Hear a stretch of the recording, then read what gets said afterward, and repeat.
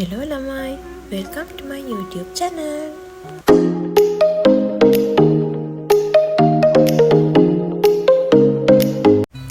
Good morning.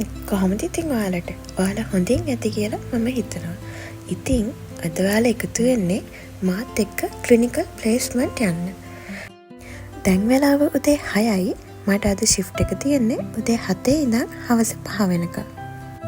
ඉතින් අද දවසේ මොන වගේ දේවල්ද සිද්ධ වෙන්නේ කියලා අපි ගිහිල්ලාම බලමු.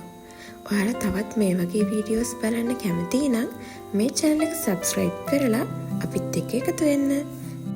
ඒ වගේම මේ වීඩියෝ එකට ඔයාලා කැමති නම් like එකක් දාන්නත් අමතක කරන්න එපා. ඔයාලගේ අදහස් පල්ලෙහා comment box එකේ comment එකක් දාන්නත් අමතක කරන්න එපා. අපිට සාමාන්‍යයෙන් මෙහෙම ප්ලේස්මන්ට් යුනිෆෝම් එක ඇඳගෙන පබ්ලික් ට්‍රාන්ස්පෝර්ට් එකේ යන්න නම් අවසර නැහැ. හැබැයි මං යන්නේ බයික් එකේ නිසා ඒක ප්‍රශ්නයක් වෙන්නේ නැහැ. ඔන්න අපි දැනට ආවා. මුලින්ම සයින් කරලා වතුර එක්කුත් පුරවගෙන අපි යන්කෝ මට අද තියෙන වෝඩ් එකට. මුලින්ම කරන්නේ නයිට් ෂිෆ්ට් එකේ හිටපු නර්ස්ලා මෝර්නින් ෂිෆ්ට් එකට එන නර්ස්ලට කලින් දවසේ ඇඩ්මිට් වෙලා ඉන්න පේෂන්ට්ස්ලාගේ සියලුම විස්තර ටික හෑන්ඩ් ඕවර් කරන එක. ඊට පස්සේ වෝඩ් රවුන්ඩ් එකක් ගිහිල්ලා අපි අපේ වැඩ පටන් ගන්නවා. ස්ටුඩන්ට් නර්ස් කෙනෙක් විදිහට අපි ළඟ අනිවාර්යෙන් තියෙන්න ඕන දේවල් ටිකක් තියෙනවා. නිල් පෑනක්, කළු පෑනක්, රතු පෑනක්, අඩි රෝලක්, කතුරක්, මාස්ක් අනිවාර්යෙන් තියෙන්න ඕනේ. අන්න ඒ වගේ දේවල් අනිවාර්යෙන් අපි ළඟ තියෙන්න ඕනේ. ස්ටුඩන්ට් නර්ස් කෙනෙක් විදිහට අපිට සමහර වෙලාවට patient care management, patient safety, vital signs monitoring, oral medication වගේ procedures කරන්න හම්බෙනවා. ඒ වගේම සමහර වෙලාවට senior nurseලා කරන procedures හොඳට බලාගෙන ඒ වගේ නොදන්න දේවල් පොතක ලියා ගන්නත් අමතක කරන්නේ නැහැ. ඒ වගේම තමයි අද මම මේ ඉන්න වෝඩ් එකේ ගොඩක් ඉන්නේ වයසක පේෂන්ට්ලා.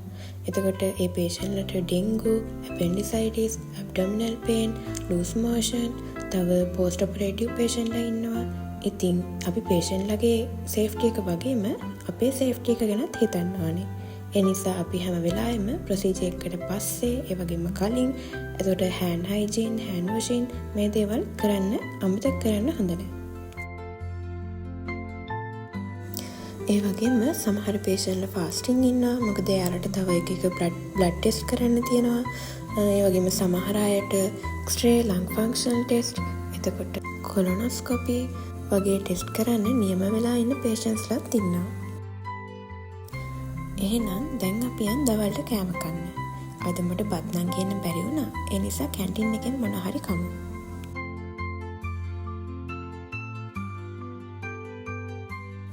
ඔන්න කෑම කාලා ආයෙත් අපි යමු වැඩ පටන් ගන්න. ඇත්තටම සමහර පේෂන්ට්ස්ලව දකිනකොට අපිට හිතෙනවා මෙහෙම ඉන්න අපිත් කවදා හරි දවසක ඒ තත්ත්වයට එනව නේද කියලා. ඔන්න දැන් මගේ වැඩ ඉවරයි. ඉතින් දැන් අපි යමු බෝඩිමට. නෑ බෝඩිමට යන්න කලින් අපි මොන හරි කාලා යමු කියලායි කතා වුනේ.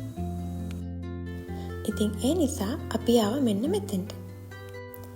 මොන හරි කාලා ඉක්මනට කතා කර ඉඳලා යමු කියලා හිතුවට ඇත්තටම අපි අද ටිකක් රෑ වුණා.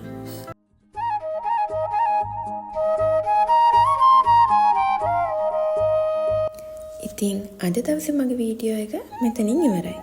මගේ කතාව අහන් හිටියට බලන් හිටියට ඔයාලා හැමෝටම ගොඩක් thank you. ආයෙත් දවසක අලුත් එක්ස්පීරියන්ස් එකක් අලුත් vlog එකක් අරගෙන මම ඔයාලව හම්බෙන්න එන්නම්. එතකන් හැමෝම සතුටින් පරිස්සමින් ඉන්න.